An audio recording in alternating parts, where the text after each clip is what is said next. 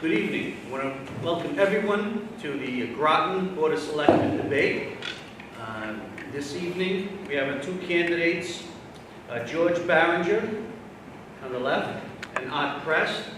We also have a candidate who is an incumbent, Jack Petropoulos, who is away on a business trip.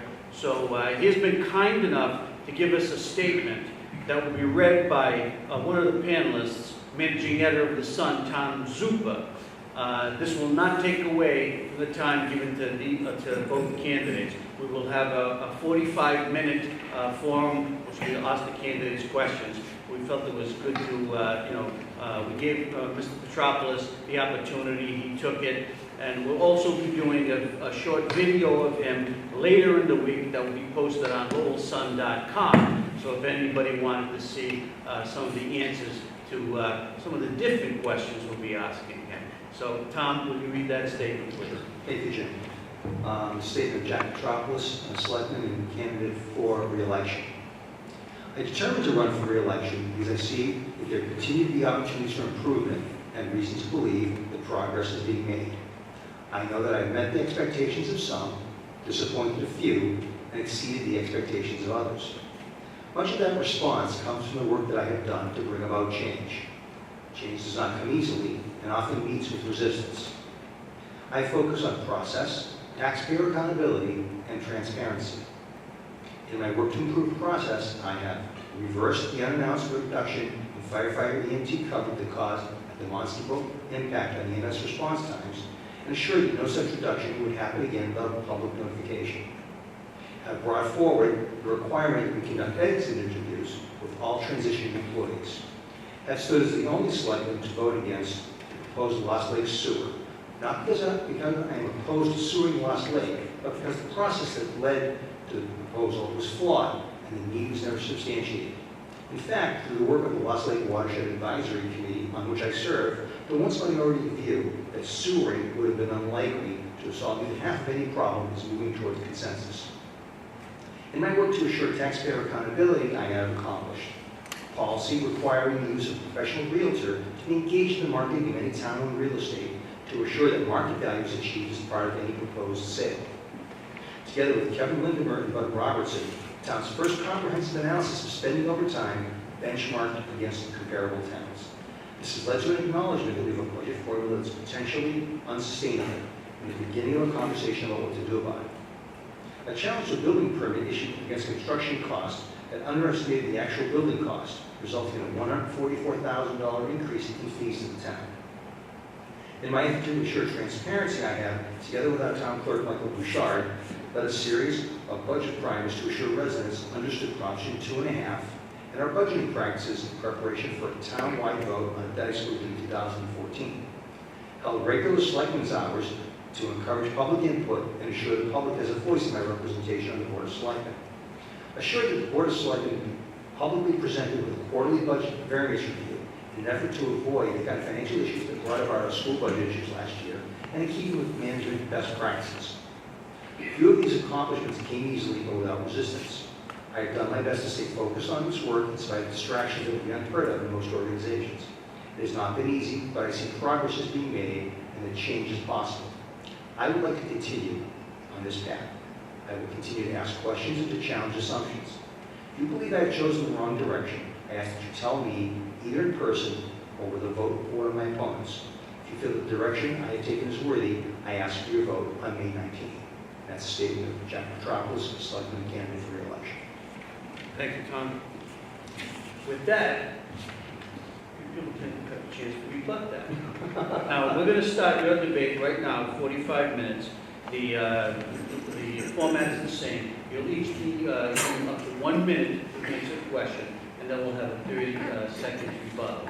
At the end of 40 minutes, we'll probably we'll have you give your 2-minute closing statement, and we'll go from there. King, the editor from the Neshoba Publishing and the Groton Landmark, will serve as a panelist, along with Tom Zupa, the managing editor of The Sun. I am Jim Campanini, I'll be the editor of The Sun, and I'll be a moderator this evening. Gentlemen, if you hear this bell, wrap up your answer. Thank you very much. With that, we'll start tonight's forum with the first question from Keith King, and we'll go to George Barringer. Do you believe that Groton has enough open space?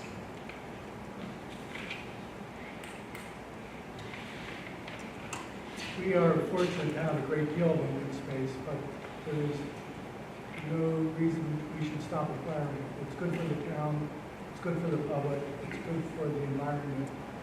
And the Conservation Commission has done a good job in stewardship of that space and has continued to add to that space with legitimate purchases and well-managed purchases. So I am in favor of increasing open space in town.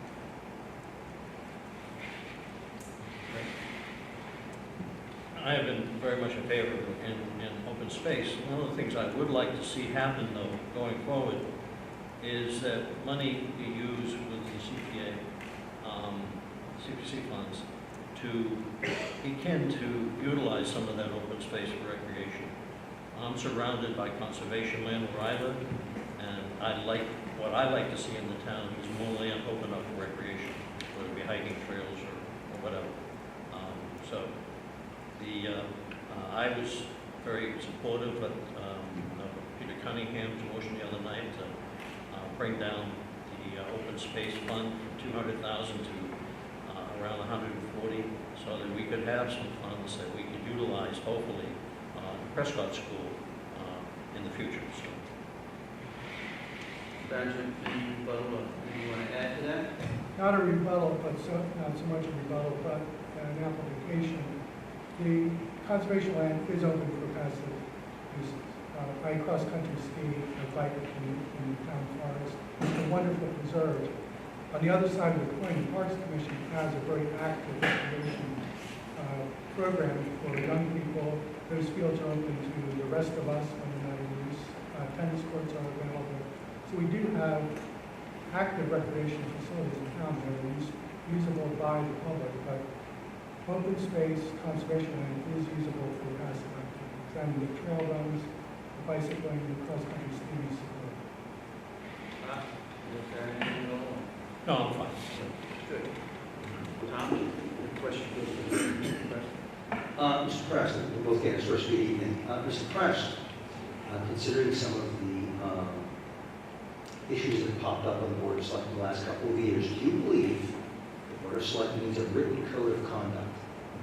I'm sorry, I'm having trouble hearing. Okay. Should the Board of Selectmen have a written code of conduct? Should they have a written code of conduct? Yes. Yes, if they would follow it. I mean, one of the reasons I'm running is because I've been so concerned about the lack of trust among the selectmen, and I'm not sure just a written code of conduct would actually suffice unless they begin to work together collaboratively as a team and avoid some of the things that have been going on over the past year. One of the things that needs to happen is that we have to instill a sense of trust among all the selectmen so they can work together and trust each other. A written code of conduct is a nice starting point, but it will not solve the problem.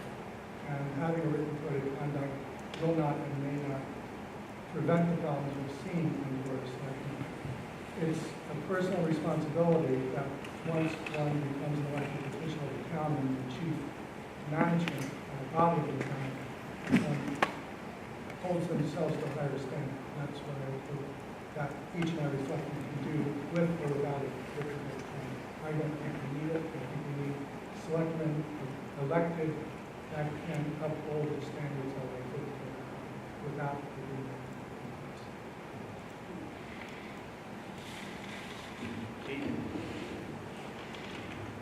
The Groton Board of Selectmen is a 5-member board, all of which, of course, are elected.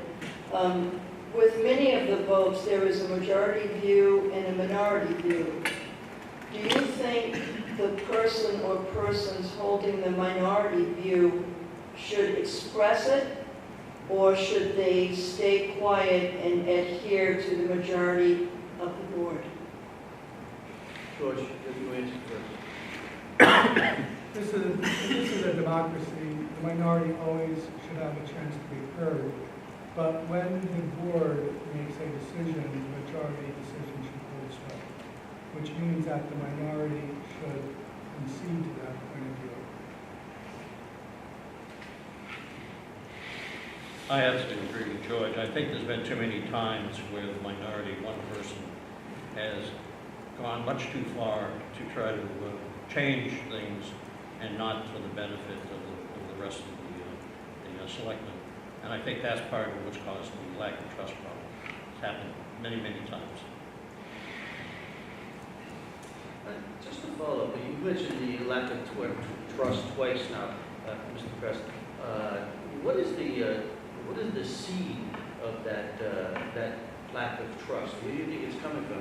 And is the community itself as divided as you are expressing in your answers?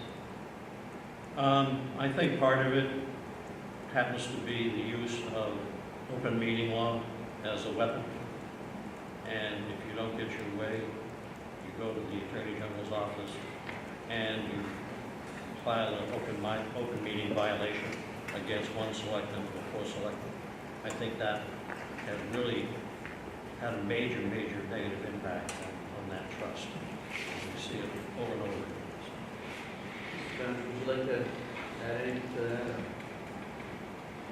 Well, it all comes down to responsibility and working in the best good and the best intentions for the town. And I think that the Board of Selectmen in its current constituency has, in some ways and at some times, lost track of that basic goal and that basic principle. And it doesn't have to mean that the board is unified, but it means that you're responsible and seek a responsible consensus opinion to further the town's best interests. And that does require some measure of trust. It also requires some measure of compromise. And we don't see much compromise in politics these days. Any question? And Mr. Prest, answer it first. Mr. Prest, we're coming up on about 10 years with the town charter, I believe. Do you believe the current charter lays out the proper balance of power between the Board of Selectmen and the town manager? I'm sorry, I'm still having trouble. Okay, I'm sorry. I'll lean into it a little bit more. Yeah.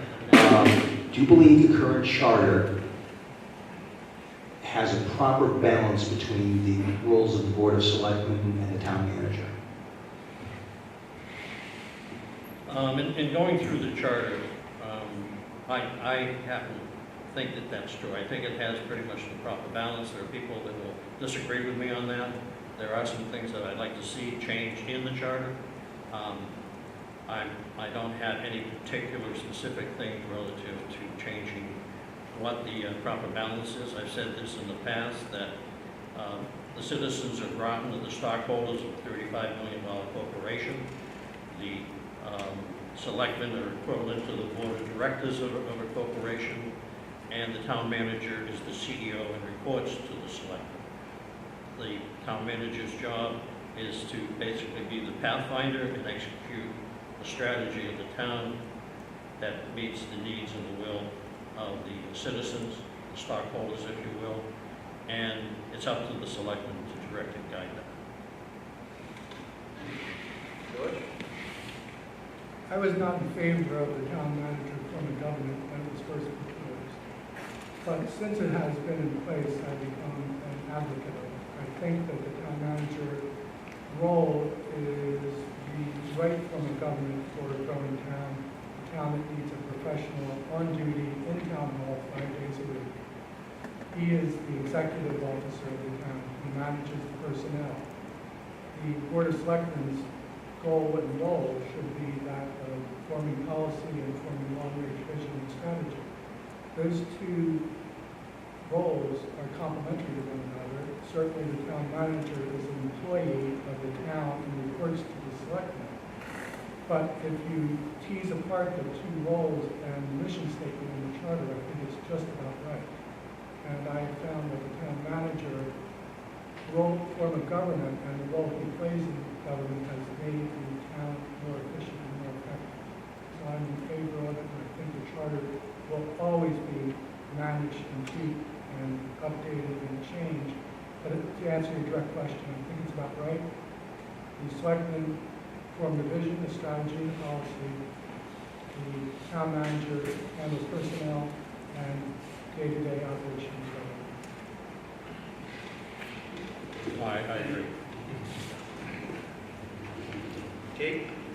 Both of you were here earlier when the candidates for school committee were presented with questions, and you heard their answers. Every one of them believed that the school budget is underfunded. Do you have a sense, since both of you have been involved in the running of the town, do you have a sense about the amount of money Groton spends on the schools and whether or not you believe that more money needs to go in that direction? George? Okay. The school budget is linked, to be sure. The municipal budget is linked also. We're not really overspending on either account. The school budget will likely grow over the next few years. First, from fixed costs, healthcare, retirement benefits, things outside the control of the local government, the local school committee. But as the town grows, as we come back to a steady equilibrium from the recession, I think we will be seeing an increase in the school budget. It has to be managed carefully, and that's a role that is most effectively handled by the school committee. It comes back to the town and to the selectmen and gets negotiated and vetted at the point when that school budget has been proposed by the school committee. I think we're going to see a growth in the school budget, yes. Well, I sure don't envy the job of the members of the school committee going forward.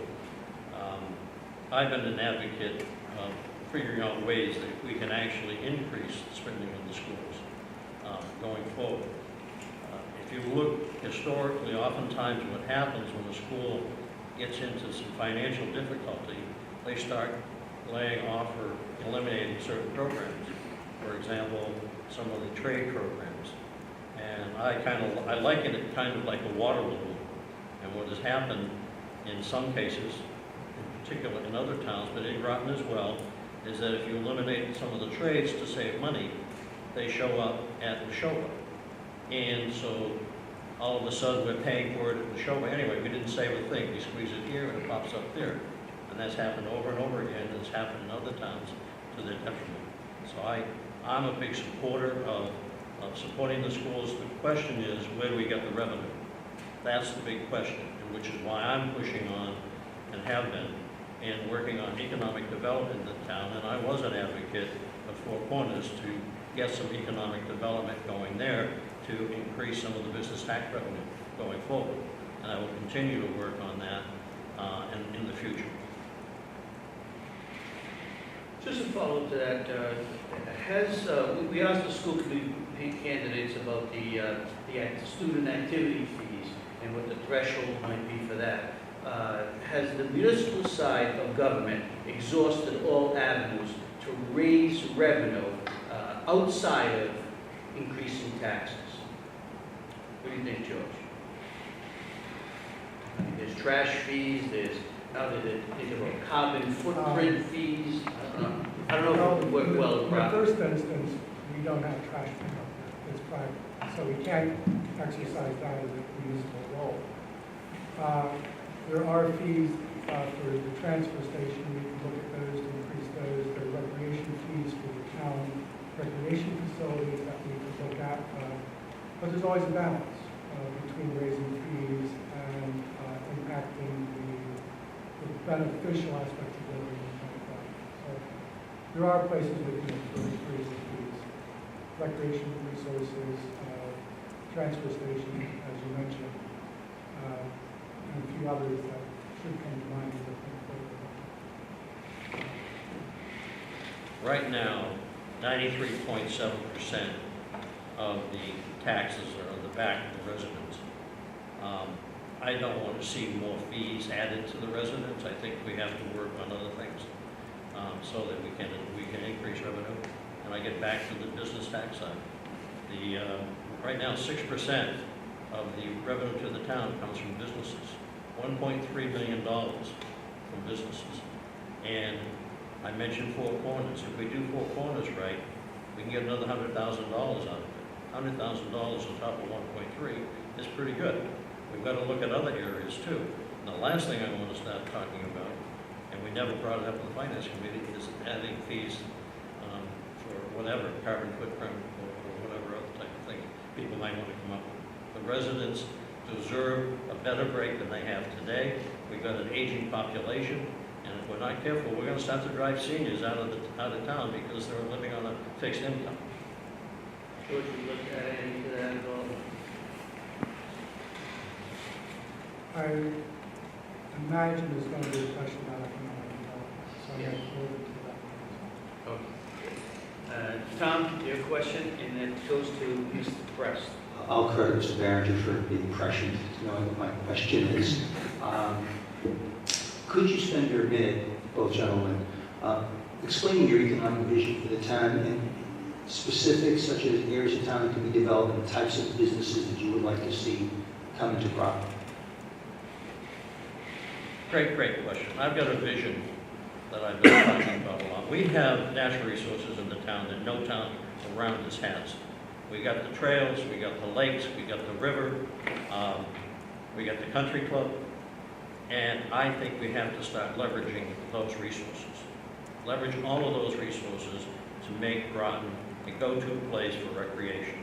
I've been working with Chris Ferris, the new owner of the Groton Inn, because he's very, very interested in doing that. He hopes to put a cross-country ski trail out behind the new Groton Inn. He didn't know there was a new bicycle shop going into the fire station, so he's going to work with those folks. We got the Neshoba paddlers that he can utilize for recreation there. I think there's a lot of things we can do. We got the lakes.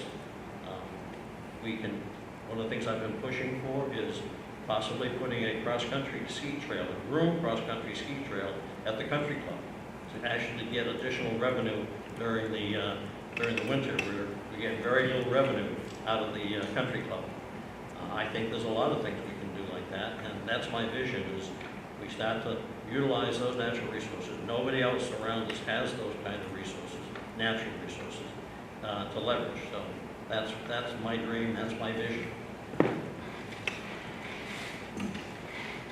Economic development, I could answer with three issues. One is tax rate or impact on budget. The second is local goods and services to the residents, and the third is where it's going to come from. We need more local goods and services to the residents so we can minimize the carbon impact of driving out of town each and everything we need for a living.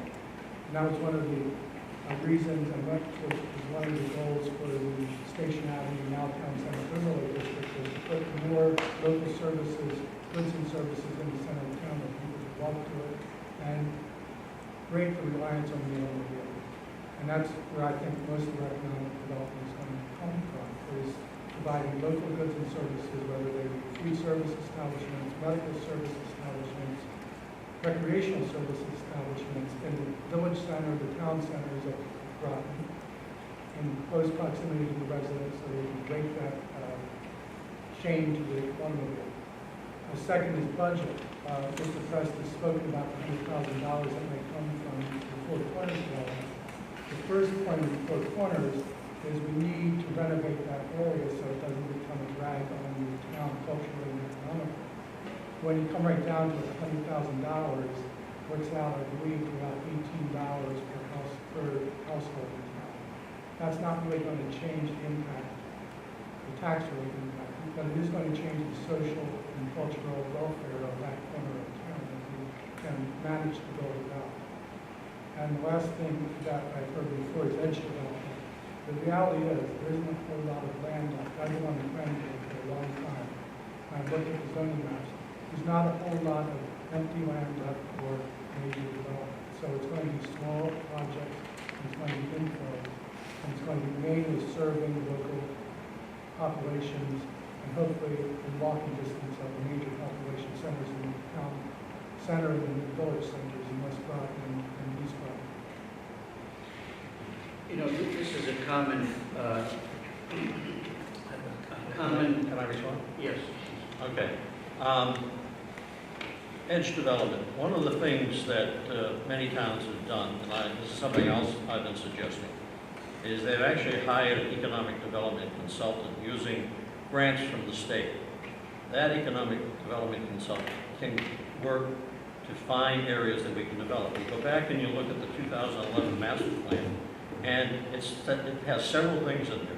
It focuses, one section focuses heavily on economic development in the town. Yes, it does mention that we have a land area restriction, 2% area, but from what I've seen, nobody's really pushed hard on additional edge development, if you will. The town of Barringer hired an economic development consultant, and in 2 years they were able to find enough areas to develop and develop in a way that doesn't mess up the character of the town, that they actually were able to reduce the tax rate.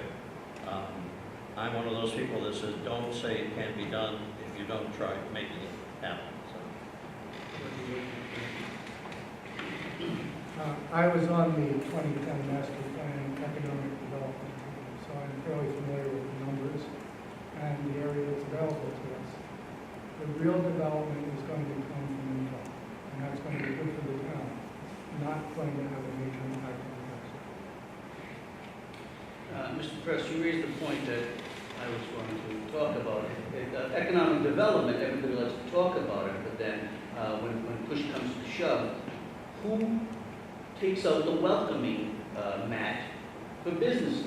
You mentioned Barringer. They hired an economic development person. It cost money. They had to give up something else, okay, to hire that person, okay? The town of Tewksbury did the same thing after years of raising the question.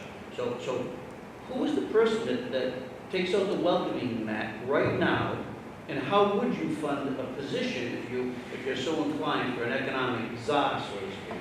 Well, some of the towns actually got grants to do it, and like Barringer did. So we didn't have to take money, they didn't have to take money out of the town coffer to do that. We have to figure out how we can try to follow that. I attended a conference recently, and I think it was Gardner and Fitchburg and several other towns, and they talked about how they were approaching economic development. And they all had consultants that they had funded, some of them funded them with grants. So, and they've been quite successful. Groton has the problem with lack of water and sewer in certain places. We have to deal with that. Gardner has, I think, exactly the same problem. I think we have to try. If we don't try, nothing will happen. George? We have made steps, most recently as of last night, to put out the welcoming mat by simplifying the town's regulations related to business. We implemented in the fall of last year a new zoning overlay map for businesses that simplifies the zoning descriptions and simplifies the number of zones for business into 2 or 3. Town center business, general business, neighborhood business. Last night we simplified and streamlined the permitting process from 3-phase process to a 2-phase process. All this is in an attempt to expedite and simplify and consolidate the application and permitting process for business applicants to make it as simple and easy as possible. The planning board worked very hard in the past few years to implement the first, what's called this town, the Station Avenue Overlay District, which is an overlay district in the town center, which has now become the town center overlay business district. We have our first retail store coming in under that permitting process. So we're making strides. They're slow to be short, the baby steps, we're going as fast as we can. Zoning is a big deal, it's permanent. Once you put it in, it's there forever. Kate, question? I frequent some of the businesses on Groton Main Street, and I have to say that during certain hours of the day when I'm trying to pull out onto 119 from some of those businesses, I feel as though I'm taking my life in my hands not to mention actually trying to walk across the street. Do you consider the traffic on Route 119 as it goes through Groton Center a problem? And if so, is there any ongoing discussion about possibly rerouting traffic, perhaps out of the main thoroughfare? Thanks, George. I've never been involved in that kind of a discussion. I've really never thought about it. So far, I haven't had any close calls of getting hit. So, but you're right. The crosswalks can be kind of tricky there. I don't know how you route around it, to be honest with you. There's just so many buildings and houses and other businesses. I have no idea how you'd ever route around it. So. There has been a long-standing vision that has since been dispelled to bypass downtown center. I don't think that will ever happen. There's simply too much resistance to that. Having said that, the traffic through town center, especially off rush hour, can be threatening to a pedestrian. And I've been an advocate of increasing pedestrian safety by implementing some of the traffic calming issues I've seen in other cities, towns around the country and in Europe. Particularly bump outs at the crosswalks, better lighting, signaling the crosswalks. That's going to reduce on-street parking, which has always been a concern with center business.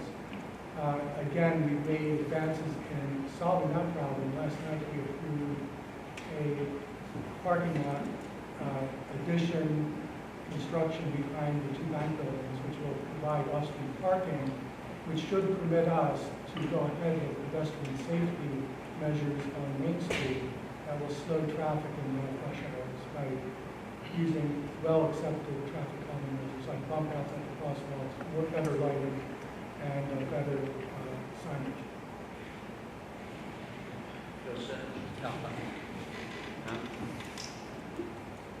Gentlemen, do you feel confident that the town is funding public safety at the level it deserves? And that goes to George. Yeah. I think it is. I haven't heard from either of the public safety officials involved or the town manager that we are in any imminent danger of getting the funding. We have a new fire station, we have a fully staffed police force. They seem to have the vehicles and the equipment they need, both in the fire department and in the police department. From a funding point of view, I think we're in good shape. One of the things that really struck me is the fact that we, on the Finance Committee, spent hours and hours and hours debating whether we could add a school resource officer to the town for $71,000. We had to push and shove money here and there in order to afford that, and that's when I kind of said, we can't live this way. We can't just keep increasing the taxes on the residents so that we can add something that's absolutely required, I think, for the schools here. Now, the other part of it, I was a big champion, and I spoke at the town meeting for the $650,000 radio system. A lot of people spoke against that. That is very, very important to me. A lot of people don't realize that this school right here is basically dead when it comes to the town radios. The police car radios, the fire radios, and try to get a cell signal in here, anywhere around the school, it's virtually impossible. So this is a very, very dangerous place when it comes to radio communications. I spoke at the town meeting about the fact that what happened in the Twin Towers, that 355 firemen were killed because of the problem with radio communications. The firemen came in from different boroughs. They all had different radios. They had different frequencies. And one of the major analog radio systems that this town has only worked interactively with the city of Lowell. And that's a dangerous situation. When you have problems across this country, and we've seen it over and over again, how many times have they happened in schools? You cannot have an area that is dead when it comes to emergency communications among firemen and police officers. We used to be the last community on analog. Lowell's going to all digital. Anything you want to add to that? Okay. We're coming up to Memorial Day. I'm wondering what you can tell us about veteran services in Groton. How much is spent on services? What do you do for veterans? And is more needed? Question was to you first. To be honest with you, I have not spent a lot of time on the veteran services part of it. I looked at the overall library and citizen services, and I thought that the balance was pretty decent. But I'll be very honest, I did not focus on the veteran side of it. I probably should have, but I didn't. I echo Mr. Prest. I wish I was more informed. I'm not. I know we have a veteran service agent. He meets the veterans at the town hall on a regular basis. But beyond that, I haven't had a chance to really go into that.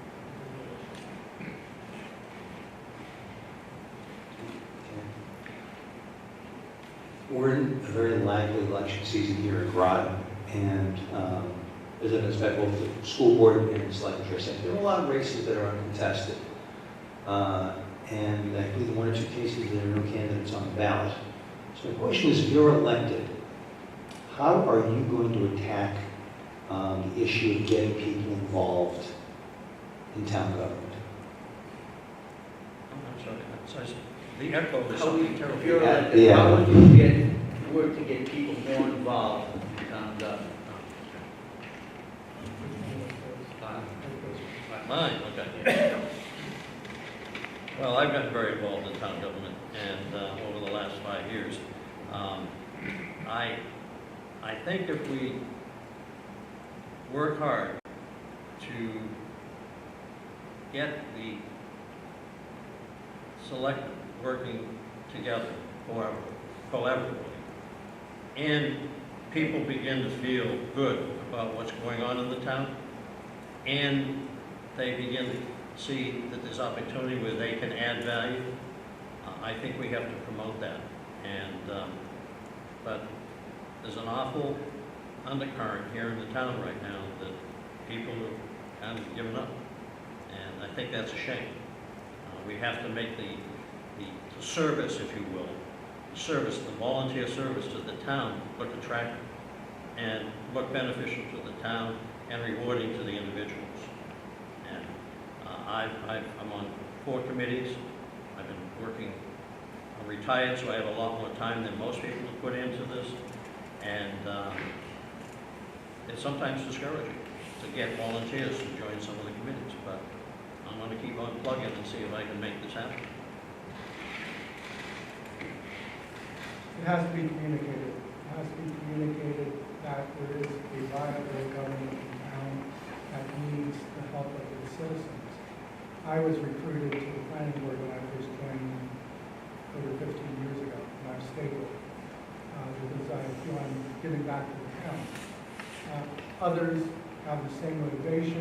We simply have to go out back and do recruiting. It means going out on the streets, finding people, talking to them, telling them how the town is working and how they can benefit in their service, whether it be on a small committee, whether it be on a church committee, it doesn't much matter. But there has to be a rekindling of civic pride and civic duty in this town. And it starts with the current government going out and securing that from their citizens. Actively communicating, advertising, recruiting. It doesn't happen easily, but it can happen. Anyone add to that? No. Georgia and I are on the same sheet of music on that one. Well, how if you had to rate government over this last election cycle, how would you rate it as a citizen of the town? Good, fair, failing? I mean, has government delivered the services that it set out to do in a way that people are happy with it or not happy with it? And George, begin with you. Well, the lights are on, the streets were plowed this winter. We seem to be keeping the schools open. There's debate about how to do that in the future. I don't think it's so much the past that I'm concerned about, it's the future. And we're starting to see in the Board of Selectmen that the infighting and the dissension over the past year has started to affect their ability to focus on things that matter to the town. And so I'm worried more about the future, rather than not speak about the past. The town's been running, and it's running along, it's doing its job, but we could do so much more if we had a well-formed Board of Selectmen. It doesn't mean they have to agree, they can disagree responsibly, but they have to look for the vision of the town that we need to move forward. And that's what I think we're going to start to see unravel, disappear, if we continue to see infighting and dissension among the board members. George, I'm just gonna hold you to this. Good, fair, or fail, the last 2-3 years. You can say excellent if you think it's excellent. It's not actually. Just pick one word. It's good. Just pick good. Okay. The planning board's been great. And that's unbiased. That's unbiased. How about you, the last, Well, years in the I think you say 3 years. The last year has been terrible, absolutely terrible. I'm getting tired of watching the Board of Selectmen in meetings where we end up arguing over things that shouldn't be argued over. We're arguing over minutia, and it's just, I TiVo the thing, and I get the best of Groton 100 right now on the Selectmen's meeting, and we've got to fix that. We've got to focus on the things that are important to the town, important to the citizens, and not bring up little things and then argue over them for 15 minutes. That has to stop. From a financial point of view, I think the town's in pretty good shape. We've got a AAA bond rating, which had never happened before. We're in the middle of the pack when it comes to tax rates. If you look at the overall tax rates compared to surrounding towns, if you look at the dollars in taxes that the citizens of Groton are paying versus the surrounding towns, we're in pretty good shape. What I'm worried about is the future. And if we don't have a Board of Selectmen that is focused on the future and how we can improve services of the town, how we can bring in some revenue, so we can afford to do some of the things that are so difficult to do today, we're going to continue to struggle. And I don't want to see that in the future. I don't want to spend an entire Saturday arguing over whether we can spend $71,000 to hire one new person to the entire town role. We can't live that way. George, you want to add? No? Kate? First, I hope you'll look into that veteran services issue. That aside, just over a week ago, you had a very interesting forum over the Prescott School and what the future of that building should be. Personally, what do each one of you favor in terms of the building's future use? George, thank you. Many have said that a community-based function should go in there, an art center, what have you. The problem with that theory is that no one group has come forward yet with a viable product, a viable project, a viable proposal. I think that the best use of that building will be in mixed use. And it may be that the school committee stays and we add some business in the remainder. It may be that it's converted to a mixed unit development with some residential and some business units. We've gotten in across the street, it's going to be coming online, it's going to be a magnet, there's going to be more opportunity for business in the center, and that will increase the business tax returns to the town. So it could be a mixture of municipal, commercial, and residential. The building's big enough to do that, and the building has enough space about it to do that. So I'm open to almost any suggestion for that building that returns something positive to the town. And the Prescott School Committee is supposed to report back in the fall. I don't think I'd like to second guess them, but those are my own personal opinion. It should be some mixed use. Yeah, I spent almost that entire Saturday at the Prescott School listening to people, watching the ideas that they had and putting them up on these great big pieces of paper. and then going in and putting numbers beside them. I think the trick is going to be for that committee to come up with a viable, if you will, business plan that can meet the needs of the town, but in the end, it has to be affordable to the town, which is, as I said earlier, I was in favor of getting some of that money out of CPC in order to be able to help fund what we'd like to do with Prescott. There's a lot of great ideas were there that were presented, but there were so many of them. I mean, I was just overwhelmed with the different ideas that were there. And my brother was out there talking about the structural integrity of the town, and somebody suggested we put a pool there. And I was ready to raise my hand and say, let's put it on the second floor.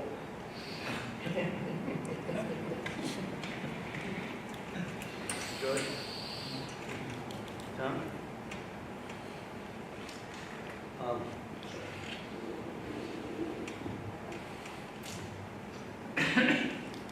If you're elected and we're back here in 3 years, what will you be able to say then about your term as selectman as an accomplishment? If you're elected, what would you say 3 years from now that would be one of your crowning achievements? That we've begun to get the tax base to some degree off the back of the residents, that the town is thriving, that people are happy and interested in volunteering for participation in the government and the government process, and we can afford to do some of the things that I mentioned earlier that we haven't been able to do, and that hopefully we can come up with ways to help fund the schools to the degree that they need to be funded in the future. That would be my dream. One of the things I forgot to mention earlier, relative to my vision of Groton as a recreational center, is one of the things we don't have in Groton is a clothing store. I would like to see an outdoor store, if you will. And I've talked with several people about that, where it could be located, I'm not sure. But an outdoor store that could provide outdoor equipment, rent it, sell it, shoes, boots, clothing, cross-country, skis, snowshoes, all of those kinds of things, year-round recreation, and maybe even rent or lease kayaks and canoes and things like that. A real good outdoor store that I think could help support what people want to do with the Groton Inn and what people could do around Groton. Groton's one of the largest, it is the largest, geographically the largest town in Middlesex County. Yes, 42% of it is under conservation, but still, as George mentioned earlier, there's a lot of trails and things like that. I would like to see something that would stimulate the use of those trails and outdoor resources, and that would in turn increase revenue to the restaurants and the cafes and things like that. So you have a kind of a multiplying effect, if you will, on the economy of the town. First, a return to stable, reasoned government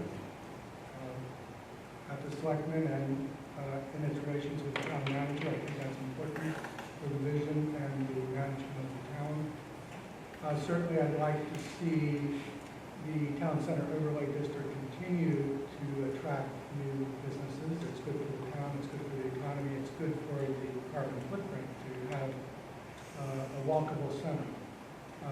Obviously, the time has come to do something with Prescott, so I hope that if I were elected, I could help manage and drive that process forward to do something positive with respect to Prescott that would benefit the town.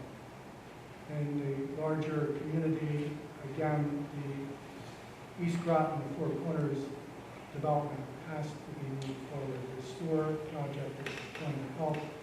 The selectmen have to continue to help drive that process forward, otherwise we're going to drive on the whole east end of the route. Those areas where the selectmen can help. On the town budget, we can continue to look for ways to be innovative in increasing revenue, decreasing costs, but we can't really cut too much into the budget. So it's going to be developing new ways to increase revenue. And finally, trying to unify the town and move forward in a rational, positive vision that protects what we have, open space, beautiful town center, and protects the schools and the ability for the town to educate our youngsters. I have a question. If you are elected to the Board of Selectmen, would you vote to extend the contract of the present town manager? I'll start with you. Yes, I would. And I've worked closely with Mark over the last several years, and I have a good working relationship with Mark.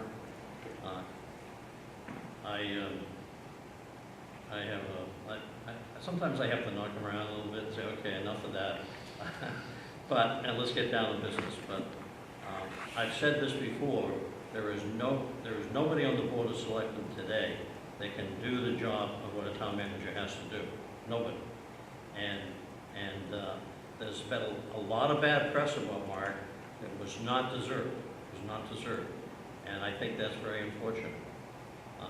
So I support Mark. I know there's a couple people that don't, but I support him, and I work closely with him.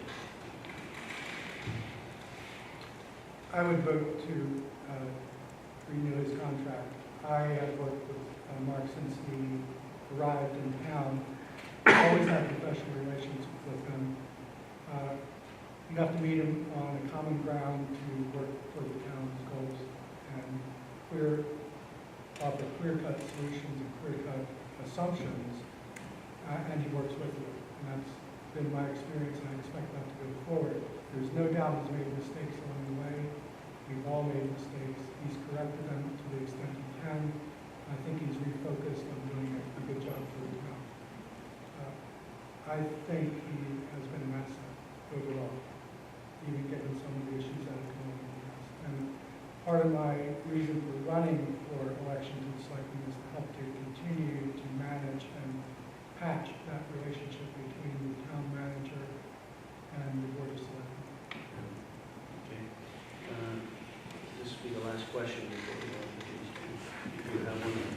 Do you think Groton needs a teen center? Some sort of community center where the young people can do activities and hang out? I'm sorry, do you think Groton needs A teen center. A teen center. a senior center? No, teen. Young teens. Oh, We have had the Toomey Center behind the middle school. I think that's still in operation. Obviously, the teens in town need a place to congregate. I'm in favor of it. If it can be done at low cost, volunteer effort, find a place, yes, it would work. I think that was one of the things that was talked about for Prescott. I'm not sure where you'd locate it, but I think we do have to help out those teams, and I would be in favor of it as well. We have time, we have some time there, but this came up in the school committee debate, and I think it's a fair question.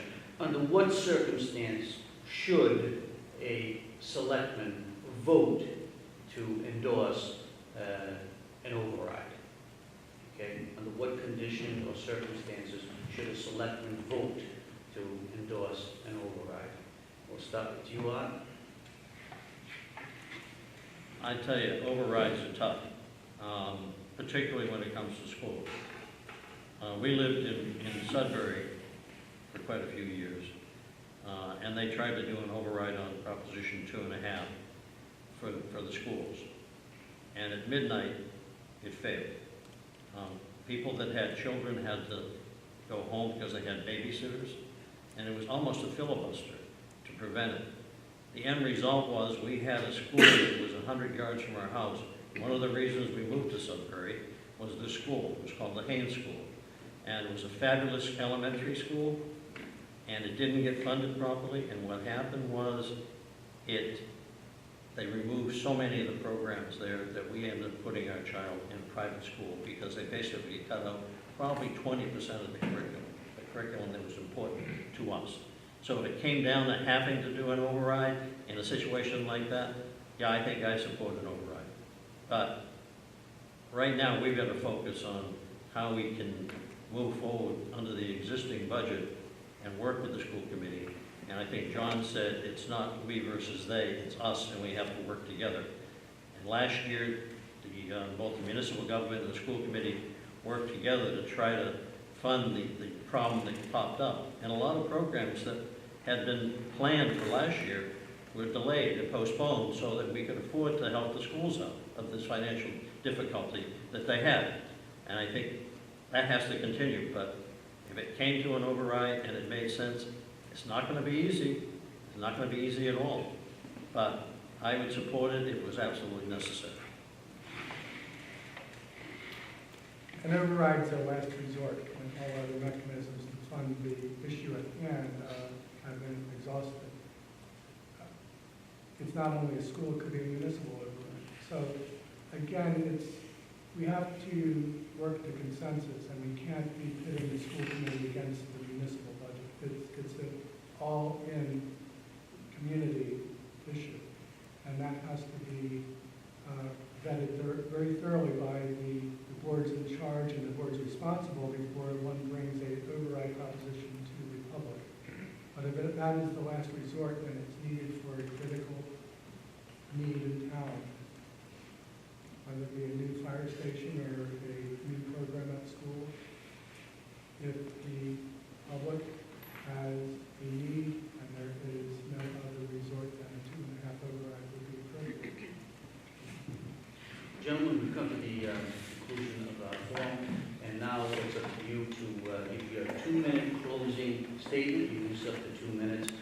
Why people should vote for you on May 19th. It's your opportunity right now. Art, we'll start with you. Since I retired in 2010, and we came back to Groton because we love Groton, and I've been here since 1947 in some form or another. I decided I had to give back to the community. So I got very, very involved in various things, including what I had to do on Lost Lake to restore Lost Lake, but then I got involved in other committees. I've got the time, I've got the energy to do it. My eyes were open when I started working on the Economic Development Committee and the Finance Committee, and I want to see this town thrive. Yes, we're in good shape right now, but as I said before, I'm concerned about the future. And I talked about my vision of trying to bring in additional revenue into Groton without messing up the character of Groton. I don't want to see big box stores along 119. I'd like to see some local businesses, but I'd also like to see areas, if we can find areas that where we can put new companies, whether it be industrial or commercial. And again, some say that it can't be done, but to a large degree, the fact is that no one has really tried. And I mentioned my idea of trying to get some grants for an economic development specialist, so it doesn't cost the town money per se, and we begin to work on that. It's not going to be easy, it's not going to happen overnight, and if we don't start now, it'll never happen. Then the other issue is that I'm concerned about is the issue is the lack of trust. I mentioned that several times among the selectmen. That has to be fixed. We cannot live with constant bickering over things that are no benefit to the citizens of Groton. As a result of that, the good governance has gone astray and little or no progress has been made with regard to what's really important to the residents. And every week we hear arguments over who did what to whom. This has to change, and no evidence it will change without a change in the composition of the current Board of Selectmen. I do have a question, though. You mentioned earlier, did we have a chance to discuss any of Jack's comments that you read? If you want to address them during your 2 minutes, you can. Oh, I'd like to come back to it. As long as you do within your 2 minutes, that's fine. Okay.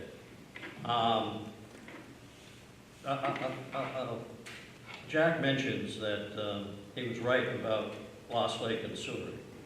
And he mentions the Lost Lake Watershed Advisory Committee. The Lost Lake Watershed Advisory Committee is focused on identifying and quantifying what the nutrients are in Lost Lake and Knox Pond. and then identifying the sources. We have not come to a conclusion as to what the sources are or what the concentrations are of those nutrients. It could be from septic systems, they could be from the watershed. And the whole idea of the Lost Lake Watershed Advisory Committee, which I am on, I'm actually the chair, is to quantify what those nutrients are and where they're coming from. And so there has been no conclusion made as to whether the septic systems are the problem or not the problem. So until that is done, I have to say, let's back off on drawing conclusions before we have the data. Because I am a very data, scientific-driven person. And I want to look at the facts, and I look at the data, and then we'll make some recommendations. Thank you. Thank you for the time tonight to speak with you. I'm running to effect positive change in government at the town level. I've been increasingly concerned that the rifts that we've seen and the discord in the Board of Selectmen have become somewhat programmatic and perhaps even permanent with the current composition of the board, and their seeming inability to fix it themselves. And I believe that indeed there needs to be a change in the composition of the board to start that resolution. Personally, I also think that the selectmen need to improve the relationship with the town manager. Because I believe the town manager form of government is the right form of government for the town, and the current town manager is an effective and efficient employee of the town. Those are the main reasons why I elected to seek nomination and election to the Board of Selectmen. Having said that, I moved to the town over 30 years ago. I raised my family here. They went through the school system. My son obtained an excellent education. He went on to graduate school. I'm very proud of him for that. My wife's very active in church and community affairs. We made this our home by choice, and we remain by choice. And I want to see the town continue to thrive. And I'm alarmed that the constant friction on the government side, the constant friction on the budget between school and municipal side is causing rifts in the community that's going to deteriorate the fabric of the community. And I'd like to throw my hat in the ring to try to effect a change for the better. The budget's never going to be easy. It's always going to be a negotiation, but reasonable people can come to a consensus opinion at the end of the day if they keep the best interests of the town at the foremost, at the top of the list. We can get this done, and I hope to be able to use my skills of analysis and management to help that out. And with respect to economic development, I've had the good fortune to be a planning board member for almost 17 years now. I have a very good sense of what can and can't be done in the town. And the selectmen have a role in that process, and I'd like to be able to use my benefit the selectmen's role in that economic development discussion by using my experience from the planning board. So I'm looking for your support, and I hope that you'll vote on the 19th and select the proper candidate for selectman, no matter which one of us it is. I thank you for the opportunity to serve you, and look forward to speaking to you again in the future. Well, Groton, you've heard it. Another decision is yours. On behalf of Neshoba Publishing and the Sun of Lowell, I want to thank everyone who showed up this evening, who's watching, and most of all the candidates, George Barringer, Prest, and the panelists, Kate King, Tom Zupa, Jim Campanini, signing off. Have a good evening.